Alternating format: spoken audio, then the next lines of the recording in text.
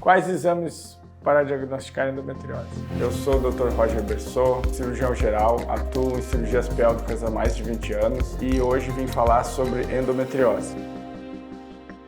Os principais exames para diagnóstico de endometriose são a ressonância de pelve com preparo intestinal e ultrassom transvaginal com preparo intestinal. Lembrando que o exame necessita ser feito no local onde o serviço tenha bastante experiência com o diagnóstico de endometriose.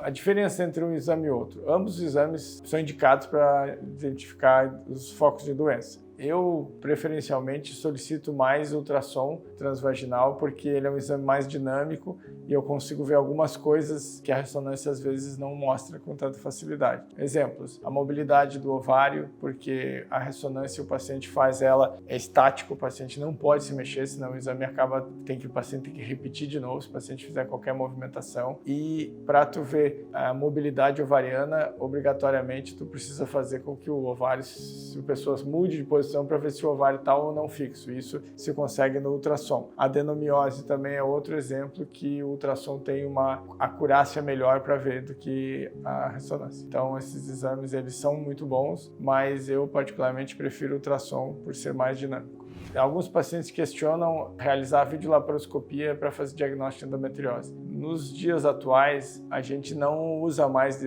dessa possibilidade para isso. A gente usa a laparoscopia para tratamento. O diagnóstico de endometriose a gente consegue hoje fazer com certeza e com segurança por um exame de imagem feito num serviço de excelência, ou seja, que está acostumado a fazer o diagnóstico de endometriose. Por que é necessário o exame de imagem e o que ele contribui para o tratamento? O exame de imagem ele tem várias funções. Quando o paciente tem indicação cirúrgica, uma das funções primordiais, na verdade, é o planejamento cirúrgico, ou seja, eu preciso saber se o paciente tem comprometimento intestinal, se o paciente tem alguma lesão que chega próximo ao ureter, enfim, aonde estão localizadas as lesões. Com isso eu vou conseguir planejar o tempo cirúrgico, porque a gente está operando, mas a família do paciente está lá fora. Então, se eu disser que vai levar 2 horas e leva 6 horas, a família vai ter um negócio, porque não tem como o paciente ficar lá e não ter uma programação, mas isso é um dos pontos. Um outro ponto importantíssimo é a gente saber ter um preparo tanto da equipe quanto do material. Então eu preciso prever o que eu vou usar de material, o que vai ser necessário,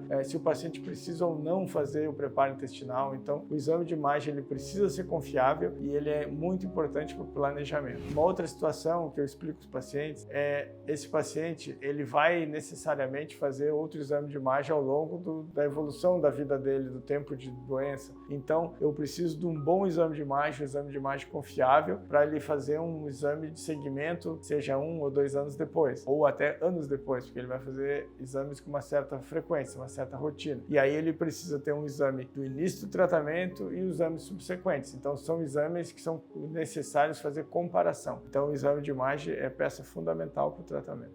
A partir dos vídeos que você já viu, você está suspeitando que você tem endometriose, você tem sintomas que são muito compatíveis, eu sugiro que você consulte um médico de sua confiança, um médico que é especialista em endometriose, e a partir disso, com a história que ele vai formar do seu relato, das suas queixas, vai provavelmente solicitar um exame para investigação e se chegar ao diagnóstico, vai ter a sequência do tratamento, seja ele cirúrgico ou não. Meu nome é Roger Bersot, sou médico, trabalho com cirurgia pélvica e endometriose há mais de 10 anos. Esse é o canal Vivendo Sem Dor. Se inscreva para receber mais informações e vídeos como este.